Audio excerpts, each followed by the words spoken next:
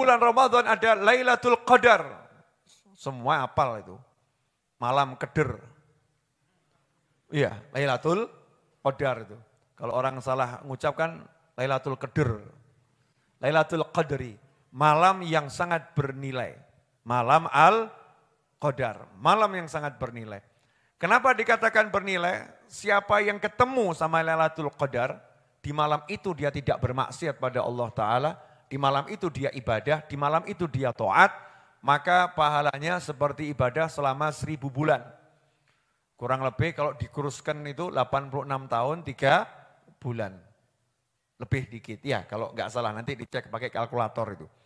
Ya 1000 bulan dibagi 1000 bulan dibagi 12 bulan. Nanti kan ketemunya berapa tahun. Ikhwani rahimakumullah. Nah kalau kita tahu ada malam seperti itu berarti kan bisa mengqadha waktu-waktu kita yang hilang nih. Saya umur 46 mau 47 kan belum sampai 86 ya. Dapat satu Lailatul Qadar kan selesai itu urusannya. Yang kurang-kurang minus dalam hidup saya udah ketutup dengan satu Ramadan. Seharusnya saya cerdas, saya berpikir gimana nih Ramadan saya ketemu Lailatul Qadar. Gimana caranya biar ketemu Lailatul Qadar. Bagaimana caranya mendapatkan jaminan bebas dari siksa api neraka. Sebagaimana dikatakan oleh Syekh Abdul Qadir Al-Jilani radhiyallahu ta'ala anhu. Bahwasannya di setiap malam Allah membebaskan 100.000 orang dari siksa api neraka. Semoga kita termasuk yang mendapat jaminan tidak disentuh api neraka. Amin Allahumma amin. Gimana caranya dapat itu? Gimana caranya dapat rahmat? Gimana caranya dapat ampunan? Gimana caranya dapat dhamanah bil jannah? Jaminan masuk surga. Maka kita harus meninggalkan dulu hal-hal yang kalau kita lakukan tidak akan dapat jaminan. Contoh begini, nih yang pernah kredit syariah, kalau kamu punya masalah, kira-kira bisa enggak kredit syariah? Enggak bisa, ditolak. Kenapa? Oh dulu pernah ngutang enggak bayar, kena poin, enggak bisa. Jadi caranya gimana biar bisa kredit secara syariah? Berarti persyaratannya harus dipenuhi. Tidak melakukan hal-hal yang menyebabkan Anda terblokir. Kan begitu ya? Kalau udah diblokir maka nggak bisa kredit. Nggak bisa. Meskipun pembukuannya di bank bagus.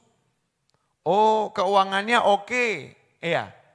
Ininya cakep. Rumahnya besar. Ya rumahnya besar. Tapi ada catatan. Ini pernah gak bayar. Ya pernah gak bayar. Sekali catatan itu terekod terus. Sehingga dirimu kalau mau utang dimanapun akan ditolak. Nah Ramadan ada orang-orang yang modelnya begitu. Tertolak by system. Yo, nerangkan zaman saiki kudu modelnya ngono. Zaman utang soalnya. Ya tertolak by system. Sholatnya bagus, puasanya bagus, Masya Allah loh, puasanya enggak seperti puasa kita. Sahur titik, bukone titik, matanya ditutup plester. Udah, enggak lihat yang haram. Mengurung diri di kamar, zikir, wirid. Duit udah disiapkan dari mulai Syawal tahun sebelumnya. Jadi kewajiban sama istri sama anak beres semuanya. Ngaji tok hidupnya. Bagus atau enggak bagus? Bagus atau enggak bagus? Ngomong, elek apa apik? Apik, bagus. Tapi sayang, dia tertolak by sistem. Kenapa? Karena Ramadan punya sistem. Siapa durhaka sama orang tua tidak akan diterima oleh Allah Subhanahu wa taala semua amalnya selama Ramadan. Ini perlu dibalen ini ya. Tertolak by system. Siapa durhaka sama orang tua enggak bakal dapat Lailatul Qadar. Tertolak by system. Siapa durhaka sama orang tua enggak akan dapat rahmatnya Ramadan. Siapa durhaka sama orang tua enggak bakal dapat ampunan selama bulan suci Ramadan. Bahkan dapat doanya malaikat Jibril alaihi salam. Ya, celaka. Malaikat ndongakno elek ya bisa gitu. Celaka. Siapa yang celaka? Rasulullah suruh ngamini itu. Aminkan, aminkan. Nabi suruh mengamini doa malaikat. Dan doa malaikat ini doanya buruk, enggak baik. Padahal malaikat kalau doa baik. Ya kadang-kadang kan malaikat harus nakut-nakutin juga loh ya. Nakut-nakutin juga. Yang nakut-nakutin langsung pimpinannya malaikat. Malaikat Jibril alaihissalam. Orang yang bertemu dengan Ramadan tapi dia tidak mendapatkan ampunan Allah. Celaka. Kanjeng Nabi suruh ngamini, amin, amin. Orang yang mendapati salah satu atau kedua orang tuanya semasa hidupnya, tapi tidak mendapatkan ampunannya Allah Ta'ala. Celaka. Ini kok lihat saya nggak enak sama kenapa nih?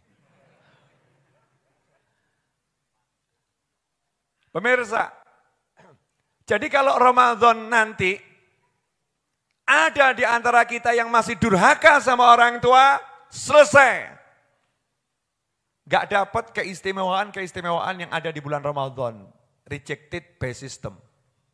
Dia tertolak karena sistem. Terblokir. Pahala ibadahnya diblokir sama Allah Subhanahu wa ta'ala. Kenapa? Orang paten. Allah gak butuh ibadahmu kalau kamu durhaka sama orang tuamu. Makanya jangan sok. Jangan merasa hebat dengan sholatmu walaupun kamu wajib sholat. Jangan merasa hebat dengan puasamu meskipun kamu wajib puasa. Jangan merasa hebat dengan dakwahmu meskipun kamu wajib dakwah kalau kamu durhaka pada orang tuamu. Oh, ibadah saja enggak boleh dipamerkan, apalagi pamer duit. Duitku akeh, ora kanggo dul. Kamu mau ngapain sama orang tuamu? Sorry bro, kamu itu cuma kotoran. Betul enggak? Asalnya dari sesuatu yang menjijikkan. Milik siapa? Orang tua. Ngono sombong baik bapak ibu. Masya Allah, kurang ajar kuadrat. Kalau gini harus galak saya. Malaikat aja galak, masa saya enggak galak. Kalau begini harus galak. Karena suhtullah fi suhtil walidain. Allah marah kalau orang tua marah. Makanya jangan buat Allah marah dengan membuat orang tuamu marah. Kalau kita buat orang tua kita marah, maka Allah marah sama kita. Siapa yang bisa menang kalau Allah marah kepadanya? Enggak akan bisa nyaman hidupnya. Makanya kadang-kadang tuh saya rodok mumet, padahal saya enggak mau mumet. Ada orang nanya, Habib gimana Habib? Ini doa saya kok enggak kabul-kabul. Padahal sholawat munjiah udah saya jalani ribuan kali. Jawaban saya sederhana, lah kamu sama orang tuamu bagaimana? Kamu sama bapak ibu mertuamu bagaimana? Sama kakek nenekmu bagaimana? Saya sama orang tua saya baik, tapi kalau yang putri yang kakung kan bukan orang tua saya, ngawurmu gue loh. Yang putri yang kakung itu lebih dari orang tuamu karena dia orang tuanya orang tuamu. Bakti sama orang tua birrul walidain dari atas terus ke atas, terus ke atas, terus ke atas. Itu namanya birrul walidain. Sayang sama bapaknya, tapi benci sama kakeknya. Na'udzubillah min dzalik. Jelas semuanya? Bu, kalau ada anak durhaka itu rasanya sakit enggak Bu? Ya makanya ibu jangan durhaka sama orang tuanya.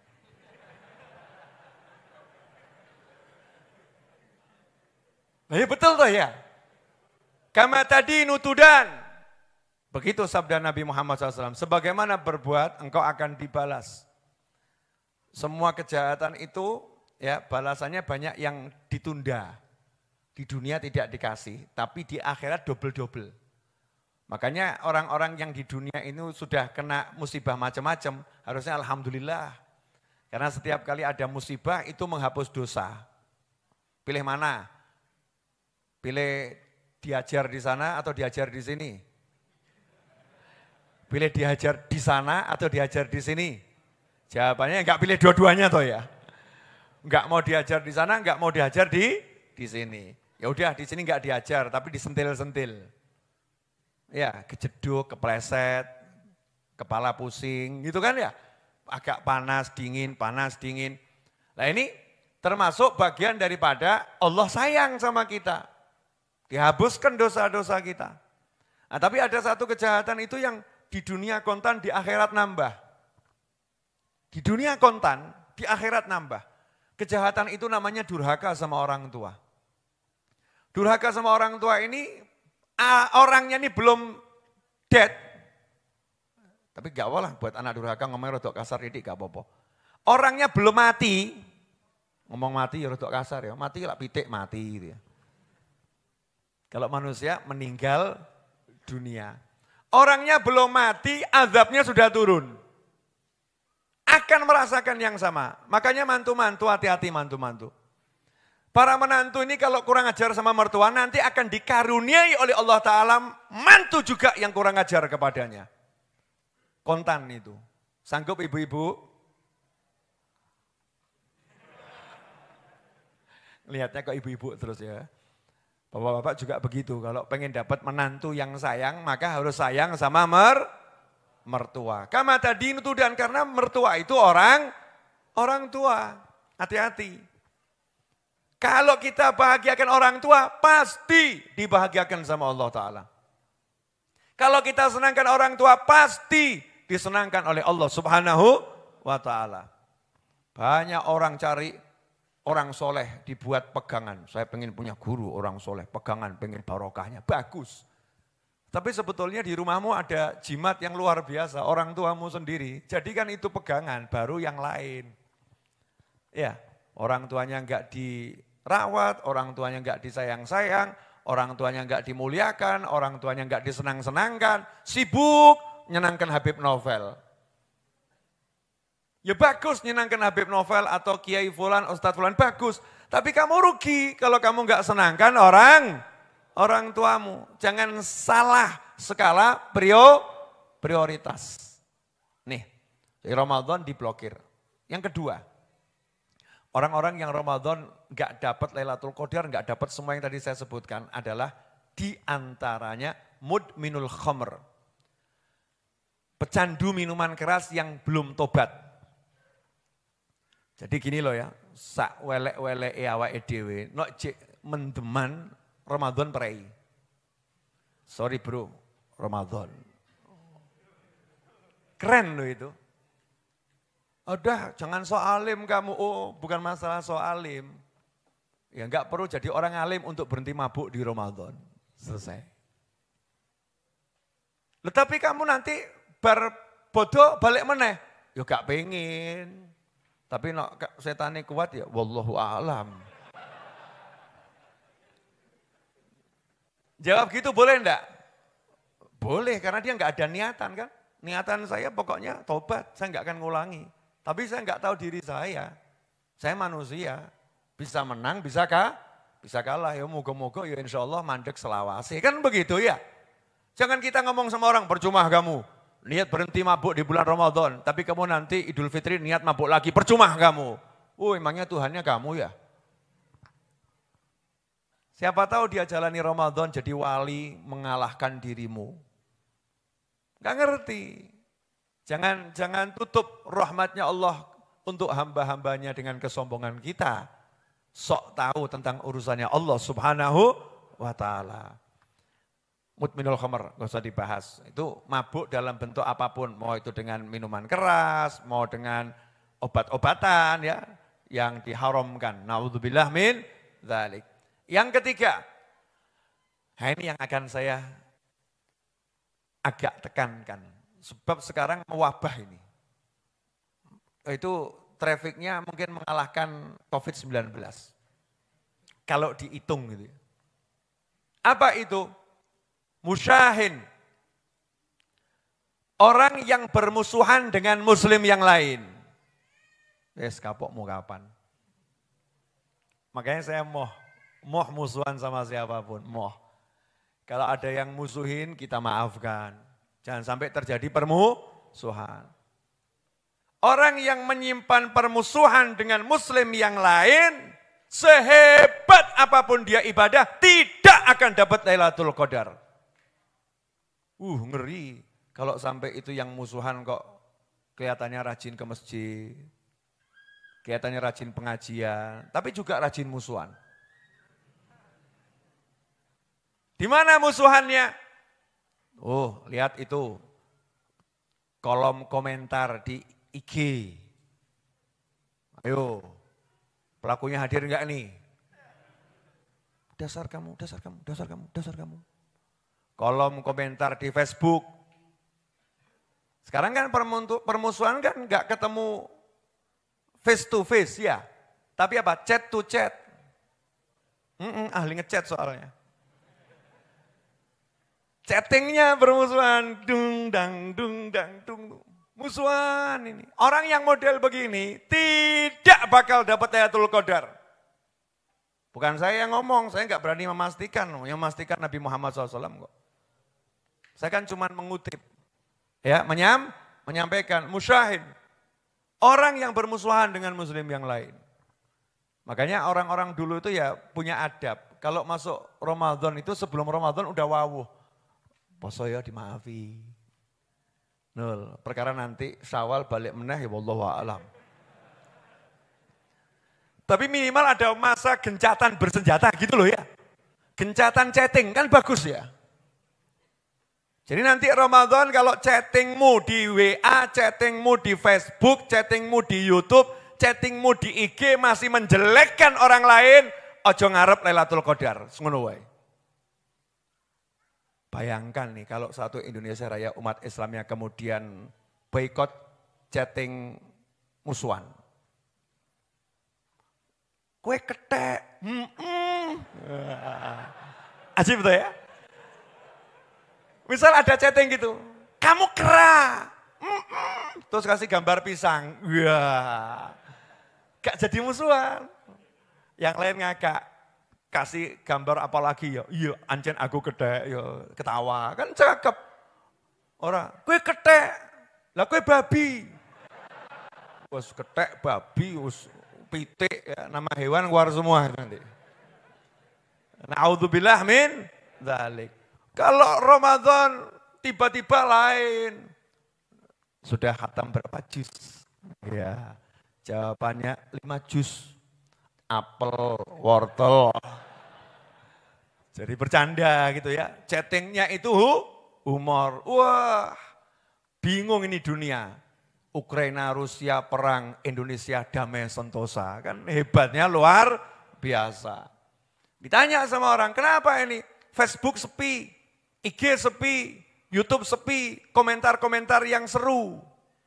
Tapi beda serunya sekarang, gara-gara apa? Ramadan. Jadi Ramadan itu kelihatan. Jangan Ramadan itu kelihatan di dunia nyata, kelihatannya dunia nyata ini traweh bareng, tapi di dalam masjid itu chattingnya gebuk-gebukan bareng. Na'udzubillah min dzalik. Musyahin, karena orang bermusuhan zaman now ini ya nggak seperti zaman dahulu. Zaman dahulu tuh kan kalau musuhan nggak surat-suratan, tambah mandek suratan ya. Kalau musuhan itu ya nggak ketemu, nggak marani. Nah, sekarang kita rubah. Mari kita jadikan hidup kita nggak punya musuh. Enak loh, hidup nggak punya musuh. Loh Beb, emang nggak ada yang musuhin? Loh orang musuhin wajar.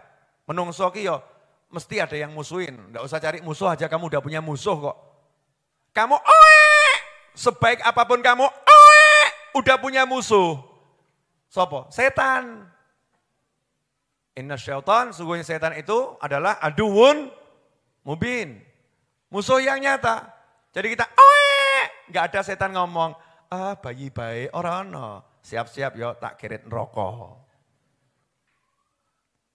Makanya kita langsung suruh ngadani anak kita, ilingno, sholat. Allahu Akbar, Allahu Akbar. Komat, kanan adzan, kiri komat. Langsung bentengi dengan sholat. Biar anak kita selamat dunia, akhirat. Jelas sampai di sini? Jangan musuhan. Sama orang lain saja nggak boleh musuhan. Makanya termasuk yang tidak akan dapat nanti Lailatul Qadar, nggak dapat ampunan, nggak dapat rahmat, nggak dapat jaminan masuk surga, nggak dapat pembebasan dari siksa api neraka. Gak dapat semua bonus-bonus tersebut, qati'ur rahim. Orang yang memutuskan hubungan dengan kerabatnya. Rahim itu kerabat. Tonggo itu bukan rahim, kecuali tonggonya kerabat. Saya mau nyambung silaturahim, main ke tempatnya tetangganya. Itu bukan silaturahim, itu silatutonggo. Bagus, tapi bukan rahim.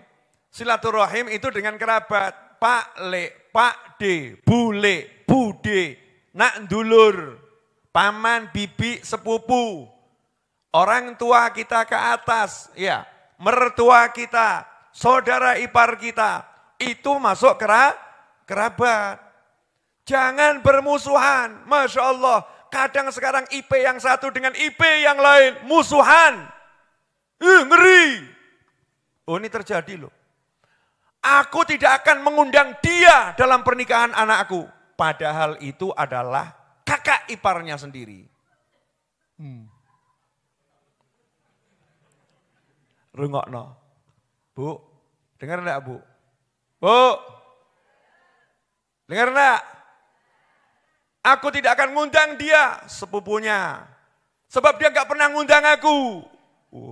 Hadir orangnya. Entah di mana, wallahu alam. Kalau enggak hadir berarti sudah pindah ke alam barzah. Betul kan ya? Hadir.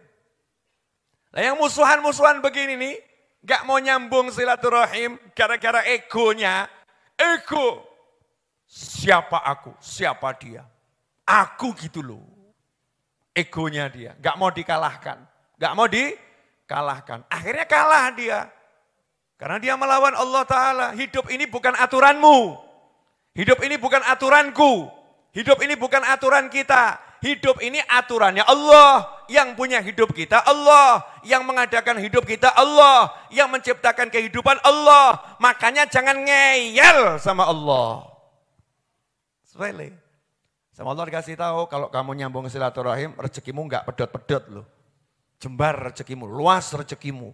Umurmu panjang loh ya. Berarti sebaliknya, kalau kamu putuskan silaturahim, rezekimu, orang terima seret, mandek. Nge-freeze. Enggak nambah, kurang iya, stagnan rezekinya. Kenapa bisa begitu? Mutuskan tali silaturahim. Makanya kalau kita emang pengen jannah, pengen surga, pengen ampunan, ojo gengsi. Jangan gengsi. Tiru tuh salah seorang pemuda di zaman Nabi Muhammad SAW. Ada satu pemuda di zaman Nabi SAW duduk bersama Rasulullah SAW. Kemudian Kanjeng Nabi mau berdoa SAW. Rasul bersabda saat itu kepada para sahabat. Kanjeng Nabi itu bloko, halus, santun, sopan. Tapi ya bloko. Bicara apa? Adanya dengan sahabat-sahabatnya. Oh ini sahabatnya semua kok. Sayang gitu. Saya mau berdoa, tolong kalau masih ada yang mutuskan tali silaturahim, menyingkir dulu, nanti selesai saya berdoa kembali lagi. Karena doa saya tidak akan diterima Allah kalau di tengah-tengah kita masih ada yang mutuskan tali silaturahim. Hebatnya Nabi Muhammad SAW tidak kemudian marah-marah ya. Kamu kalau mutuskan tali silaturahim, pergi orang ngono. Enggak, kamu pergi dulu biar yang lain tidak terkontaminasi. Nanti kalau udah selesai kamu kembali. Boleh bergabung dengan kekurangannya itu. Tapi kekurangannya jangan menyebabkan yang lain rugi. Maka berdoalah Nabi Muhammad SAW dan ada satu anak muda yang berdiri pergi. Gak lama setelah itu anak muda tadi balik lagi sementara doa Nabi belum selesai. Berarti doa Nabi panjang atau gak panjang? Panjang. Pergi dulu. Balik lagi. Berarti doanya panjang. Makanya kalau ada orang bilang Nabi nggak pernah doa panjang-panjang, ki ya rada ngelamun deh. Nabi SAW udah munajah itu ya nikmatnya luar biasa. Nah berdoa di situ selesai Nabi Muhammad SAW manggil anak muda tadi. Karena aneh, pergi balik. Ditanya sama Nabi Muhammad SAW, kenapa kamu tadi kok berdiri pergi waktu saya berdoa? Anak muda tadi jawab, saya termasuk orang yang baginda sebutkan. Saya memutuskan tali silaturahim dengan bibi saya. Nah kenapa waktu saya masih doa kamu udah balik? Ya karena saya udah sambung silaturahim dengan bibi saya. Tadi saya pergi langsung samperin bibi saya. Kemudian saya bilang, Bi maafkan saya. Bibi saya juga kaget, tumben kok moro gitu ya. Ponakan satu ini kok moro menghadap. Kenapa kamu sekarang kok menghadap gini? Iya karena tadi Nabi berbicara seperti ini. Rasulullah bilang seperti itu. Iya, dah sekarang cepat balik, kamu balik. Eman-eman, tungguin Nabi, amini, balik gitu.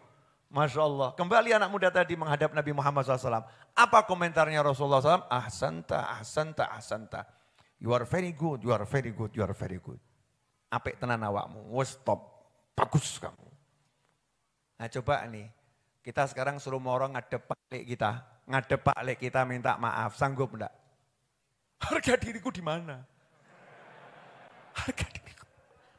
Sing salah ki dhek, aku ora salah. Harga diriku di mana? Jangan bicara harga diri kalau mau dapat rahmat ilahi. Jangan bicara harga diri kalau mau dapat rahmat ilahi. Di hadapan Allah Ta'ala hilangkan semua hargamu. Karena hargamu hanya taat padanya. Hargamu hanya taat padanya. Enak tuh ya, tinggal marani minta maaf selesai. Parani rangkul beres, apalagi tempeli duit 200 juta. Wah, beres. Beres kuadrat insya Allah. Boleh, alhamdulillah. Maaf, ponakannya satu dimaafkan ya Allah. Salah banyak boleh. Niki wonten sekedik roti. Ya, dibungkus. Roti kok kayak ini roti apa? Ini jenengan bikain ya. Dibuka 500 juta. Ya nangis mesti.